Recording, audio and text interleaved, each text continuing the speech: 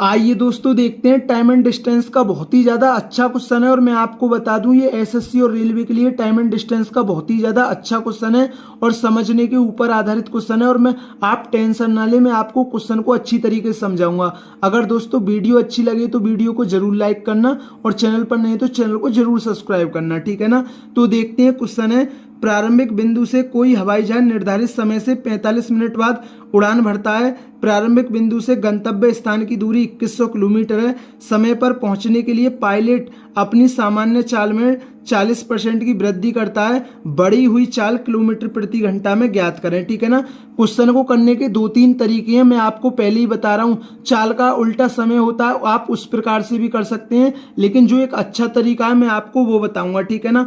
2100 kilometre की दूरी तय करनी है और उसने क्या बोला, समय पर पहुंचने के लिए पायलट अपनी सामान्य चाल में 40% की वृद्धि करता है।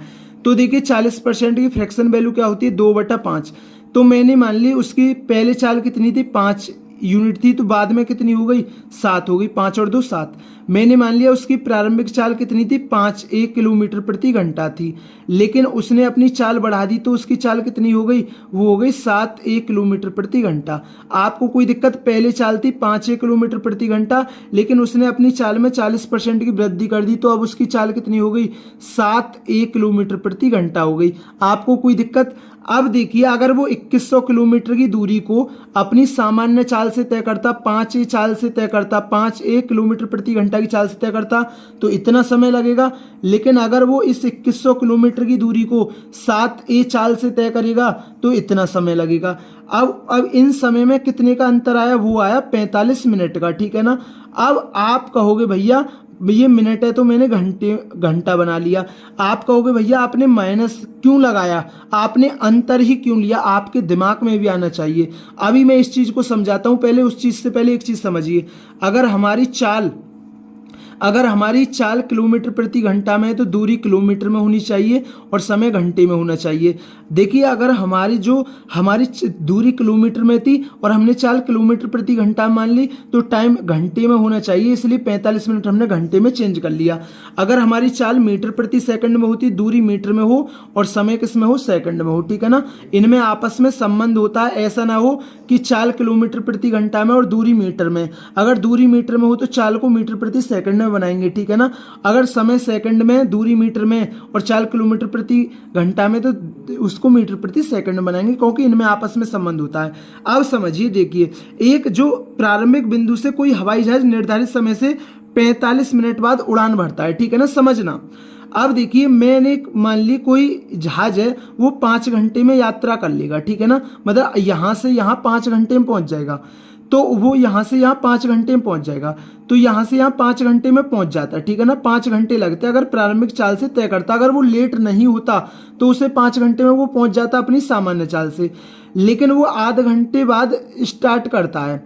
तो अगर आधे घंटे बाद करता है तो चाल बढ़ानी है हमने। अब चाल कितनी हो गई हमारी, ज्यादा हो गई। अब ये चाल ज्यादा है तो कम समय लगेगा भाई, तो यहाँ आध घंटा कम मतलब 4.5 घंटे का टाइम लगा, समझना। तो ये 30 मिनट कम लगाना यहाँ टाइम, क्योंकि ये चाल बढ़ी, चाल ज्यादा है तो भाई टाइम कम लगेगा। अब देखिए अगर मैं 5 घंटे में से 4.5 घंटे घटाऊंगा तभी तो मेरे पास आधा घंटा आएगा, तो मैं इसमें से इस टाइम को घटाऊंगा जब तो मेरे पास 45 मिनट मिलेगी या नहीं मिलेगी। आप कहेंगे भैया बिल्कुल मिलेगी, ठीक है ना। अब देखिए 5 से काट दीजिए, 5 चौक 20, 5 दूनी 10 और 7 से काट दीजिए 300। अब 420 में 300 गया तो 120/a बराबर कितना है, 45/60। 15 थी 45, 15 चौका 60 और 3 थे कितना है, 40 बार। और a बराबर कितना आ गया, 160। a का मान कितना आ गया, 160। उसने क्या बोला, बढ़ी हुई चाल पूछी है, सामान्य चाल नहीं पूछी। अगर सामान्य चाल पूछता तो 16 पंजे 80 मतलब 800 किलोमीटर प्रति घंटा हो जाता, लेकिन उसने पूछा बढ़ी हुई चाल कितनी है हमारी, वो है 1 किलोमीटर प्रति घंटा है, ठीक है ना। और a का मान कितना है, 160 है।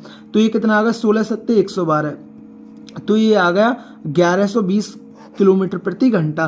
तो दोस्तों ये टाइम एंड डिस्टेंस का बहुत ही ज्यादा अच्छा क्वेश्चन था और मैंने आपको क्वेश्चन को अच्छी तरीके से समझाया है। अगर दोस्तों चैनल पर नए हैं तो चैनल को जरूर सब्सक्राइब क्या करें, वीडियो पसंद आई हो तो वीडियो को जरूर लाइक क्या करें। थैंक यू दोस्तों।